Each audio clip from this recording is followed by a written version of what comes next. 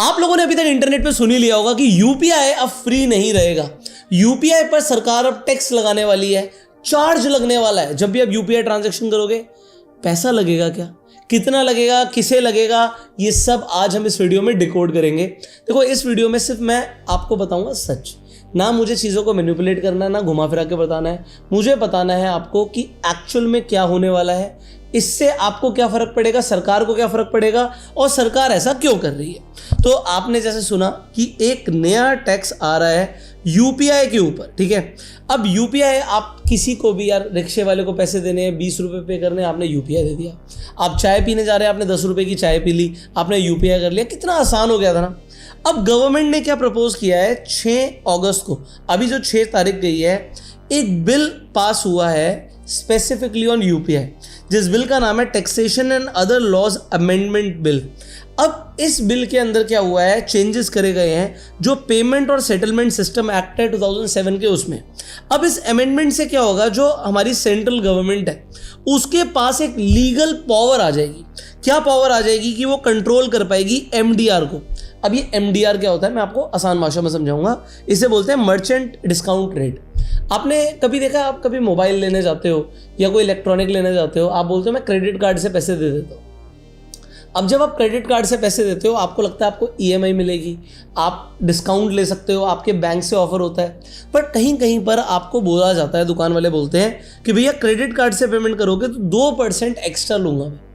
अब आपको यार 2% क्यों ले रहा है, तो आपको दुकान वाला जो मर्चेंट होता है वो बोलता है कि भाई मुझे ना 2% कट के आता है जब आप क्रेडिट कार्ड से पेमेंट करते हो।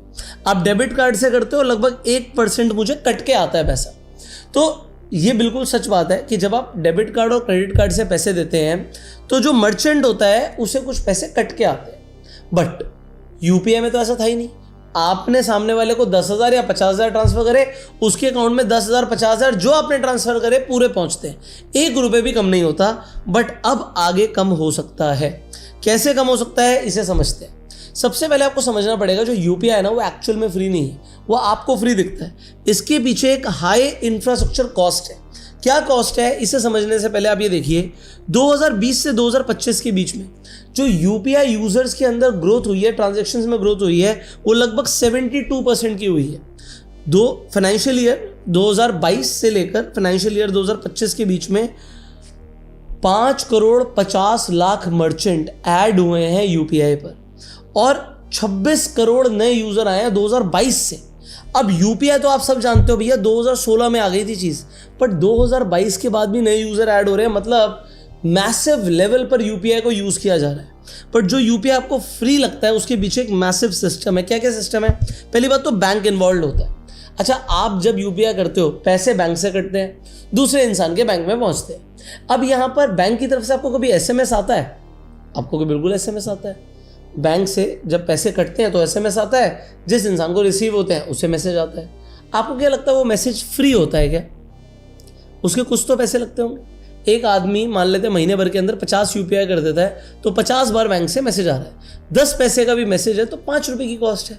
और अगर ऐसे बैंक के पास 5 करोड़ यूजर है तो 25 करोड़ की कॉस्ट हो गई।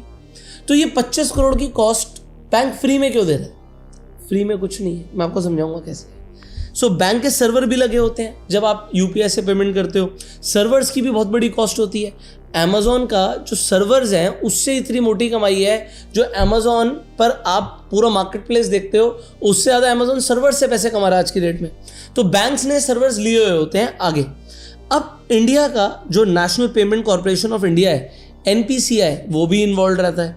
फिर जो पेमेंट ऐप्स हैं आपकी, आप जीपे से, पेटीएम से, फ़ोनपे से पेमेंट करते हो, वो भी इन्वॉल्व है। तो इस मैसिव सिस्टम में साइबर सिक्योरिटी भी चाहिए। तो ये सब कुछ फ्री में तो नहीं आता। गवर्नमेंट ने अलग से 3900 करोड़ रुपीस तक खर्च करे हुए हैं। ये 1 साल का बजट बता रहा हूँ आपको, मैक्सिमम लगभग 4,000 करोड़ रुपए की ये यूपीआई फ्री में रहे। बट अब सस्टेनेबिलिटी का इशू आ रहा है। क्या इशू आ रहा है इसे समझिए। मैंने जैसे बताया यूपीआई शुरू हुआ था 11 अप्रैल 2016 को। तब से गवर्नमेंट ने इसे सब्सिडाइज कॉस्ट पर रखा है, जिससे डिजिटल पेमेंट एंकरेज हो। लोग पहले कैश में पेमेंट्स करते थे, यूपीआई पे शिफ्ट करने के लिए लोगों को गवर्नमेंट ने बहुत मैसिव स्केल पर खर्चा किया है, जिस वजह से जो लास्ट ईयर था उसमें 261 लाख करोड़ की ट्रांजैक्शंस हुई हैं। ये मैं पैसे की बात नहीं कर रहा, नंबर ऑफ ट्रांजैक्शंस की बात कर रहा हूँ। 261 लाख फिर करोड़, तो पहले 5 जीरो लगाना फिर 7 जीरो और लगाना। इतनी ट्रांजैक्शंस लास्ट ईयर में यूपीआई से हुई हैं। और जो जुलाई था, अभी जो पिछला महीना गया है, 30 लाख करोड़ ट्रांजैक्शंस हुई हैं। अब इतनी बड़ी ट्रांजैक्शंस हो रही हैं, आने वाले टाइम में ये और ग्रो करेगा, तो फिर बैंक्स को और सर्विस प्रोवाइडर्स को और कॉस्ट लगेगी। तो ये sustainability without charging fees government को दिख रहा है कि पॉसिबल नहीं। बट एनीवेज मैं आपको बताऊंगा गवर्नमेंट के रियल रीजंस क्या हैं।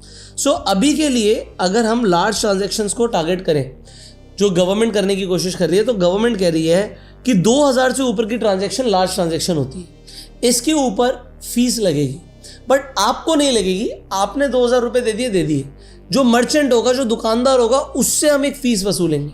वो कितनी होगी अभी तक गवर्नमेंट ने क्लियर नहीं किया है। वो 0.5% भी हो सकती है, वो 1% भी हो सकती है। और ये यूपीआई सिर्फ यूपीआई फ़ोन से नहीं है, जो आप रुपए कार्ड भी यूज़ करते हो वहाँ पर भी गवर्नमेंट फीस अब अपने हिसाब से चार्ज कर सकती है।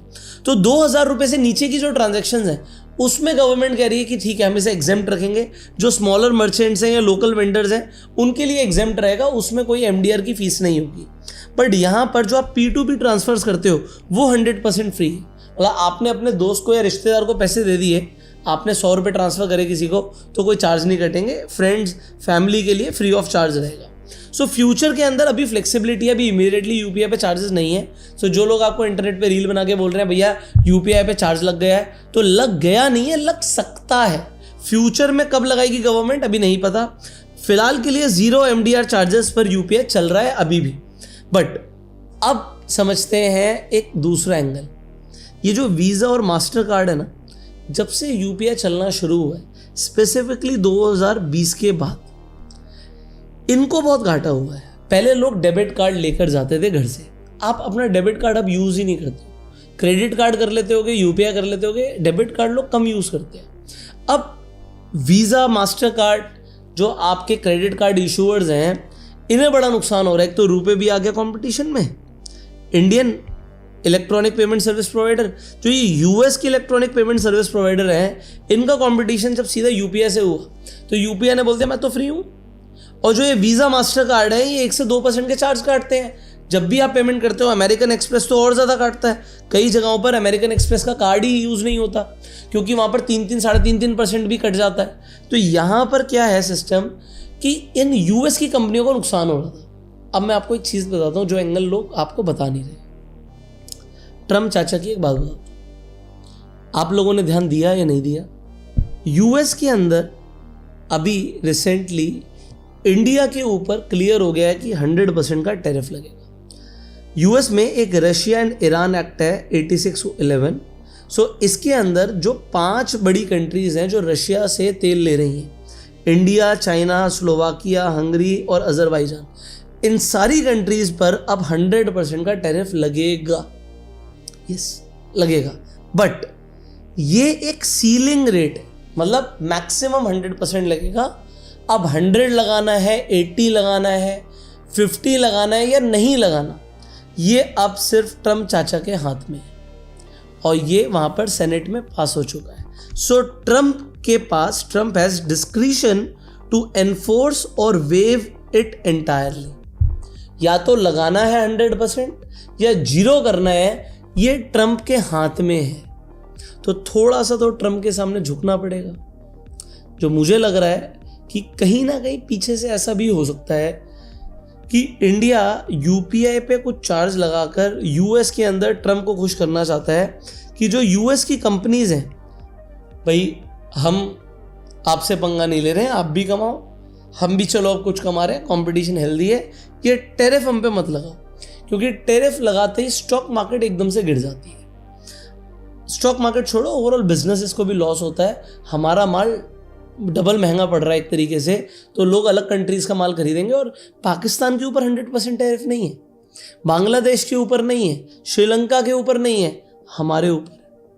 सो इंडिया के साथ कुछ तो नाराज़गी चल रही है यूएस की, जो मे बी यहाँ पर इंडिया खुश करना चाहता हो यूएस को। सो ये पूरा का पूरा भी माजरा है यूपीआई को लेकर, जो मैंने आपको आसान भाषा में बताने की कोशिश करी है। अब आपका इसके ऊपर क्या मानना है कमेंट करके ज़रूर बताइएगा।